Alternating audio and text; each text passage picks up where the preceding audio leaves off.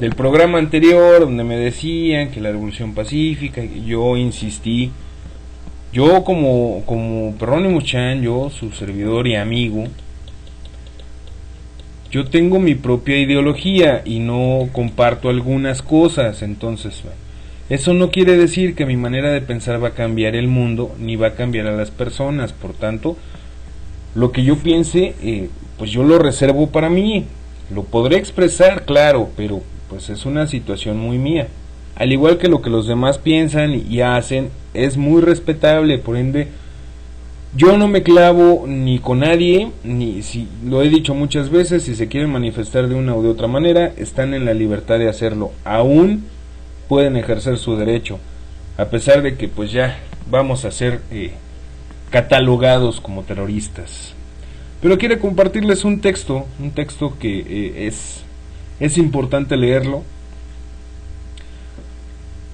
Nos dice: el verdadero revolucionario es un ilegal por excelencia. El hombre que ajusta sus actos a la ley podrá ser, a lo sumo, un buen animal domesticado, pero no un revolucionario. La ley conserva, la revolución renueva. Por lo mismo, si hay que renovar, hay que comenzar por romper la ley.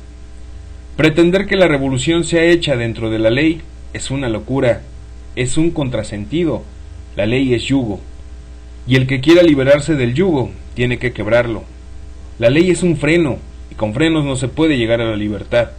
La ley castra, y a los castrados no pueden aspirar a ser hombres. Las libertades conquistadas por la especie humana son la obra de los ilegales de todos los tiempos, que tomaron las leyes en sus manos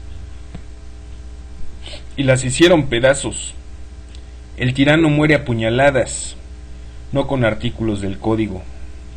Por eso los revolucionarios tenemos que ser forzosamente ilegales.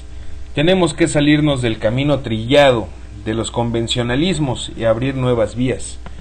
Rebeldía y legalidad son términos que andan de la greña.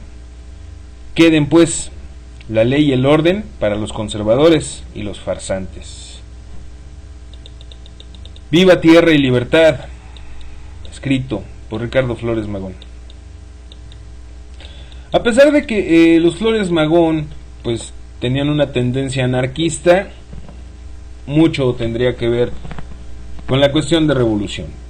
Entonces, bueno, un simple texto que yo quería compartir. ¿Qué tal, Mabalma? ¿Cómo estás? Bienvenida, buenas noches. Gracias por acompañarnos esta noche, Mabalma. Muchísimas gracias. Bueno, lo que ha venido pasando después de Goyo. Ya hablamos de la muerte de Goyo, hemos comentado mucho acerca de que si es o no responsable el gobierno, el crimen organizado. Pero bueno, los reporteros ya se manifestaron. Los reporteros ya empezaron a pegar de gritos. Se juntaron en la Plaza de los Valores de Boca del Río. La finalidad era protestar por el secuestro y la muerte del periodista de Coatzacoalcos, Gregorio Jiménez de la Cruz. Los periodistas, de alguna manera inconformes, sus mensajes en las cartulinas era: ni uno más, queremos dejar de ser estadísticas, alto a la represión, ya estamos cansados, todos somos Goyo. Lo comentábamos, hoy en día en México ser periodista es sumamente arriesgado.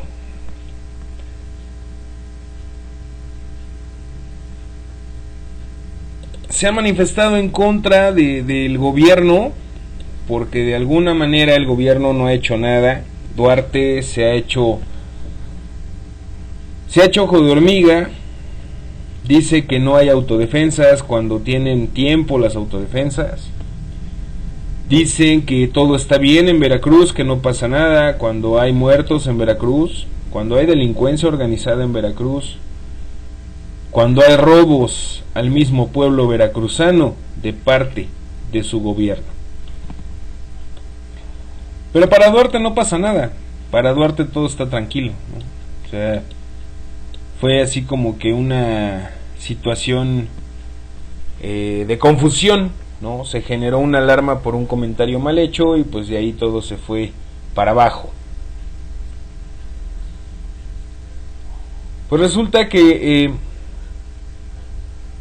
los reporteros, los periodistas, todos los que se dieron cita en esta manifestación, comunicaron que tienen pensado que el martes a las 8 en la Plaza de Armas o ahí en el Zócalo de ahí del municipio de Veracruz van a llevar un acto en memoria del reportero Gregorio Jiménez de la Cruz y de todos los caídos. Recordemos que en 13 meses del gobierno de Duarte van 10 periodistas muertos.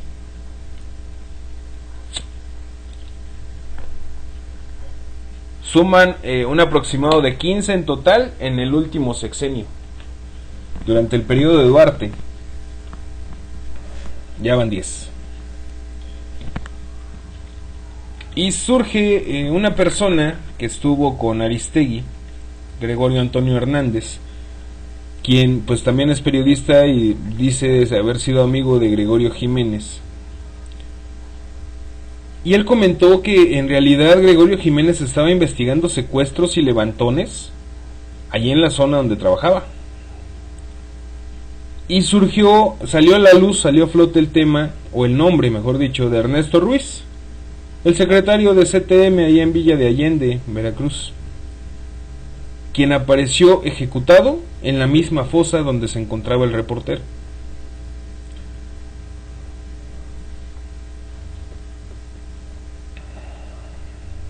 Bueno, les voy a leer la nota. En entrevista para Noticias MBS Primera Emisión, Hernández dijo que no pueden aceptar, en este caso, información no sustentada del gobierno de Veracruz, pues la administración local afirma que se trata de una venganza por diferencias personales entre el periodista y la presunta autora intelectual del crimen. Por ello, los periodistas veracruzanos se manifestaron y exigieron al gobernador Javier Duarte y a los funcionarios de seguridad que si no pueden, que renuncien a su cargo y que vengan los que puedan garantizar la seguridad de los periodistas y de los ciudadanos comunes y corrientes.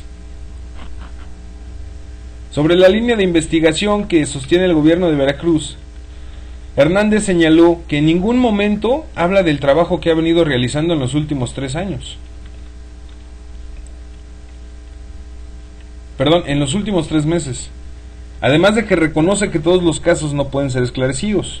Entre los casos que reportó Gregorio, se encuentra un operativo de hace aproximadamente 1 año en el cual detuvieron a personas dedicadas al secuestro, plagio y extorsiones, así como el registro de levantones y ejecuciones. Incluso consideró que el puntual seguimiento de estos casos llevó a que nuestro compañero esté muerto.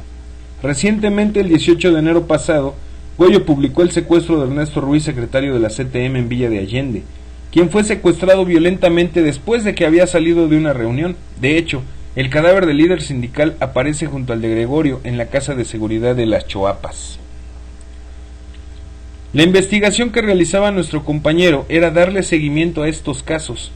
Se tocaron intereses de personas, de grupos delictivos. El gobierno de Javier quiere desligar el vínculo de trabajo de nuestro compañero, así lo dijo.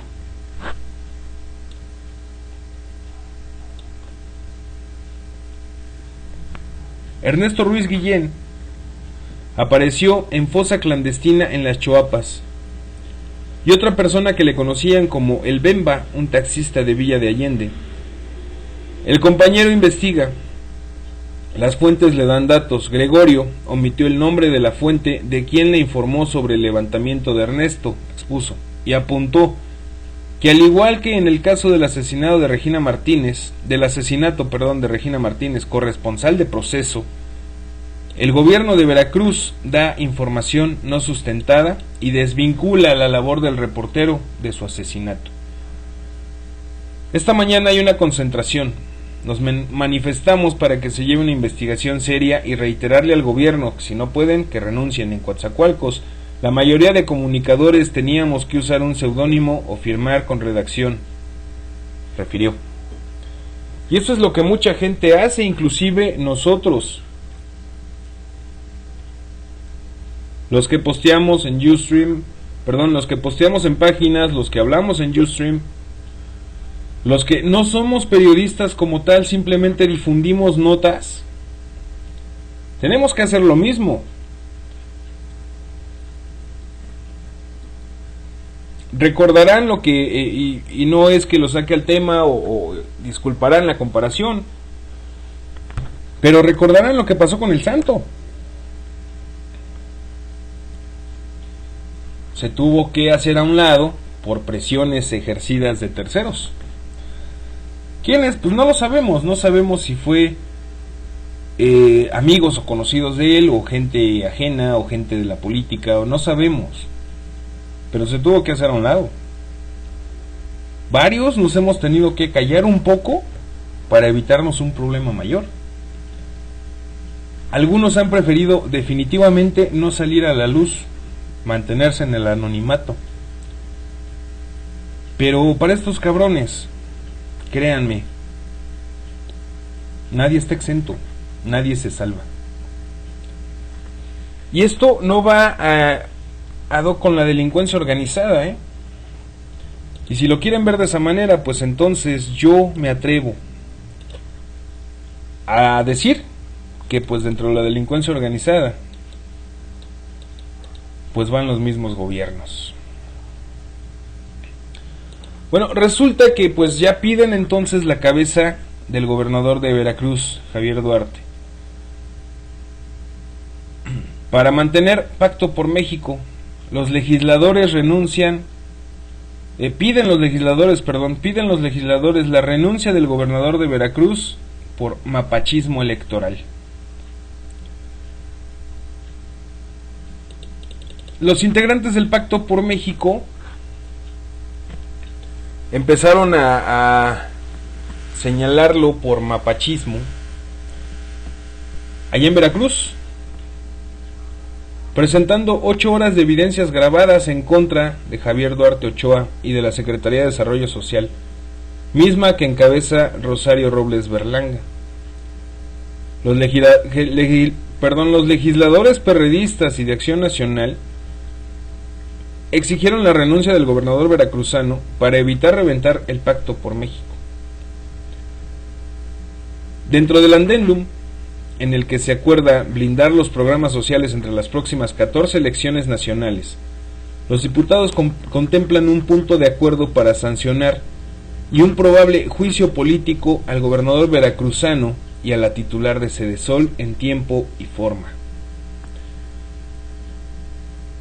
Los diputados encargados de mantener vigente el Pacto por México volverán a estar en peligro para cerrar filas en torno a las reformas estructurales.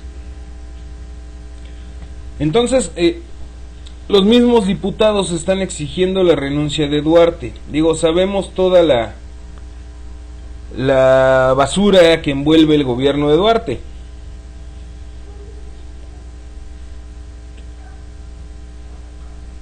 Y que no sepa todo lo que ha pasado en el gobierno de Duarte, pues creo que no le interesa más que tal vez la política de su localidad, ¿no? Pero a nivel nacional nos están partiendo el hocico por todos lados. Ya para que los legisladores exijan la renuncia de Duarte, quiere decir que las cosas están más turbias de lo que parece. Dice Tierra Mestiza, por eso este trabajo debe ser de todos, para compartir esa responsabilidad. México es de todos. Así es, Tierra Mestiza, este trabajo debería ser de todos. En estas cuestiones de informar, no deberían de existir egos, porque pues no se trata de eso, no es una competencia entre nosotros. Creo que los que lo hacemos porque tenemos la idea de hacerlo a favor de nuestro pueblo, a favor de México. Pero habrá quien lo haga por otra intención, y desgraciadamente por esos que lo hacen con otra intención no se puede lograr nada. Muchos de ustedes supieron o estuvieron en conocimiento de que en algún momento se trató de conjuntar a diferentes personas que realizaban Ustream. Desafortunadamente una situación que no se pudo lograr porque empezaron a surgir los intereses personales, ¿no? Entonces, bueno, cada quien agarró su rumbo, hay quienes siguen, hay quienes de plano ya no quisieron, pero por esa situación, Tierra Mestiza, pues no se puede lograr mucho. ¿Y de qué te sirve salir a decir algo si va a entrar quien te va a criticar o te va a cuestionar en cosas que pues no tienen sentido? O vienen y dicen que yo soy la ley y yo presento lo más chingón y no han presentado nada. Entonces, bueno, yo creo que ahí pues no se trata de estar alegando entre nosotros, ¿no? Yo en lo personal, cada quien tiene su espacio, cada quien habla, cada quien dice, expresa lo que piensa y es válido. Yo no lo veo como una competencia. No nos regula la COFETEL. Yo no lo veo de esa manera. Habrá quienes sí lo vean de esa manera. Pero, como dices, Tierra Mestiza, esto es de todos, esto no es nada más de una sola persona, esto es de todos. Y así como hay quienes hablan detrás de un micrófono y jamás muestran la cara, hay quienes muestran un rostro tapado y ya vemos quienes mostramos como somos. Creo, al menos yo así lo percibo, que eso es cuestión de cada quien. Ni todos estaremos obligados a hacerlo de la misma manera, ni todos estaremos obligados a mostrar nuestro verdadero rostro. Pero, vaya, tenemos que continuar. Pues para que más o menos se vayan dando cuenta, Duarte no quiere reconocer a las autodefensas de la Sierra Zongólica. Dice que no existen, dice que ni madres, que no hay nada, que no pasa nada. La típica de acá todo está tranquilo, pero ya lo habíamos hablado, en la Sierra Zongólica existen autodefensas. Hay organizaciones del pueblo que se está levantando en armas por defender a su mismo pueblo. Yo no entiendo por qué Duarte insiste en decir que no es verdad. Digo, como que a muchos de nosotros nos encanta inventar cosas, nos encanta mentir, nos encanta difamar, ¿no? Entonces, pues muchos periodistas se han dado a la tarea de difamar al gobierno de Duarte, presentando situaciones reales cuando no pasan, porque para Duarte no existe, eso no es verdad, es una fantasía, una falacia. Pero bueno, eso pues que se lo crea su chingada madre, ¿no? Yo creo que los que estamos atentos y conscientes a lo que pasa en nuestro territorio, sabemos lo que está pasando en Veracruz y lo hemos visto desde antes. Y si ahorita algunos preguntan por gobiernos perredistas, yo les puedo hablar, por ejemplo, de Tabasco. Tabasco que hoy en día es un gobierno perredista y en principio decían que la izquierda y que la chingada. Y Tabasco está bien amolado. Yo conozco gente que se fue para Tabasco porque Núñez les ofreció un puesto y mejor se vinieron porque ganan menos que aquí. Entonces digo, pues los que aún crean en gobiernos perredistas, pues hay que checar bien, hay que ver desde las raíces, porque no es como lo pintan, en serio, no es como lo pintan. Nada que ver, Duarte es un gobierno priista y sabemos que el PRI se maneja de una manera totalmente fuera de la ley. Pero vaya, ¿por qué lo saco a colación? Porque se vive a nivel nacional, no nada más en Veracruz, no nada más en el DF. Pasa en distintos estados, pasa en Guadalajara, pasa en León, en Pachuca. Pero la gente no lo ve de esa manera, la gente cree que el foco de atención es su localidad.